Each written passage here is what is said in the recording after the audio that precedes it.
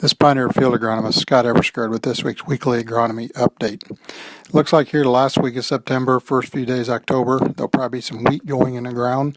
A touch on the early side compared to our fly-free date around October 7th.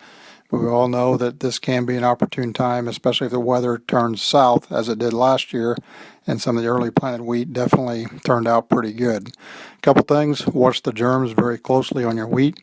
We all know the quality of the wheat coming out of the field this past spring wasn't real good, so watch the germs closely and adjust the seeding rates as you need to. Second thing is look at seed bed preparation. I know in 90% of the fields I walk with issues from a stand establishment standpoint. Most of the time it's due to a seed bed that just wasn't very good. So take that extra time, make that extra pass, and the soils are working pretty good right now. Nothing's really dried out too much, and there's enough moisture, so get the field in good shape. My rule of thumb is always, if you wouldn't plant corn into that seed bed, then don't plant wheat into it. Just a good rule of thumb to gauge as you're putting that drill in the field here this week or next. From a soybean standpoint, over the last couple of weeks, and especially in the later beans, seeing quite a bit more Cercospora leaf blight.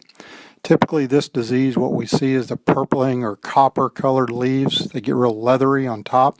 What we're seeing this year is more of the leaf blight phase of that same pathogen, to where actually the top leaves will fall out of the beans, kind of leaving the petioles attached, the stem-like structure attached, but the leaves will fall off, and the uppermost nodes of the plant. So kind of watch that. Again, it's Cercospora leaf blight.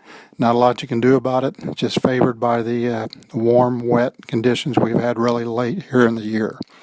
And final thing for the week, as harvest really gets going very, very well, so be some soil testing going on.